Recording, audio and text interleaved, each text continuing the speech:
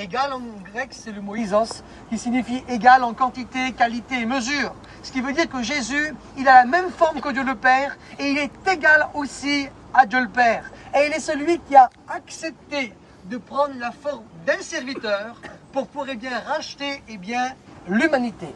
Il est écrit que Jésus, en tant qu'homme, pas en tant que Dieu, mais en tant qu'homme, a été formé, créé dans le ventre de Marie par le Saint-Esprit. Et dans Hébreux chapitre 10 au verset 5, que Dieu lui avait préparé un corps. Lui, Léonidas, prétendait descendre d'un demi-dieu. Jésus, lui, il est Dieu. J'ai marqué ici, Léonidas, il était roi de Sparte.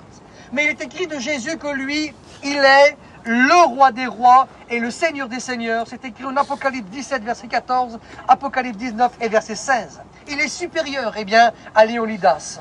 Le roi Léonidas livra une guerre contre l'ennemi. Et j'aimerais vous dire que Jésus est celui qui a livré la guerre au plus grand et au plus terrible de tous les ennemis, qui a été le diable, les démons et le péché.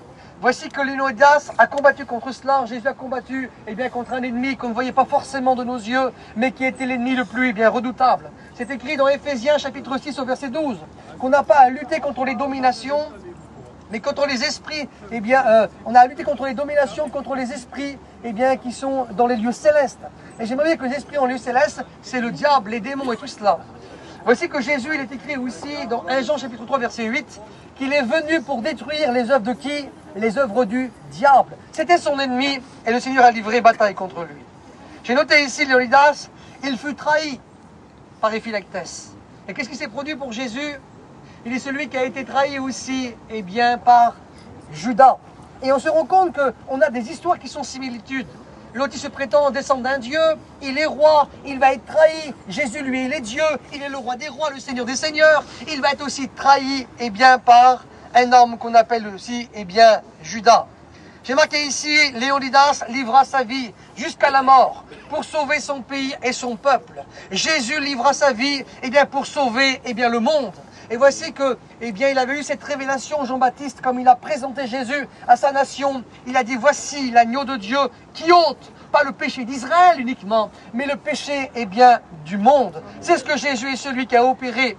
Il est écrit dans Hébreux au chapitre 9, le verset 12, que Jésus est entré dans le lieu très saint, dans le temple même de Dieu, offrir son propre sang. Et il est celui qui a obtenu une rédemption éternelle. Léonidas est celui qui a donné sa vie pour sauver son peuple, sa nation. Jésus est celui qui a donné sa vie pour sauver tous les peuples, toutes les nations et le monde entier. Léonidas, j'ai marqué ici, est celui qui a connu la défaite dans la bataille. Jésus est celui qui a remporté la plus grande des batailles dans sa mort. Jésus est celui qui a déclaré, lorsqu'il était sur la croix, que Jésus a dit, tout est accompli. C'était sur la croix que le Seigneur a livré la plus grande des batailles. Quand vous lirez Colossiens chapitre 2 et au verset 15, il est écrit que le Seigneur Jésus est celui qui a triomphé sur ses ennemis et qui a traîné derrière son char dans son cortège. Et comme on triomphe, ce n'est pas simplement qu'une victoire. Comme on joue au football, vous gagnez 1-0, c'est une victoire. 2-0, c'est une victoire. Mais si vous gagnez 10-0, c'est un triomphe. Quand vous vous battez avec un homme, vous gagnez 1 contre 2, vous gagnez. Même s'ils sont 2, vous gagnez contre eux. Mais si vous êtes comme Samson, 1 contre 1000, ça c'est un triomphe. Jésus n'a pas été victorieux de justesse sur l'ennemi, sur le péché, le diable et les démons. Mais il est écrit qu'il a triomphé. Ce qui veut dire qu'il les a dominés et battus, à plat de couture.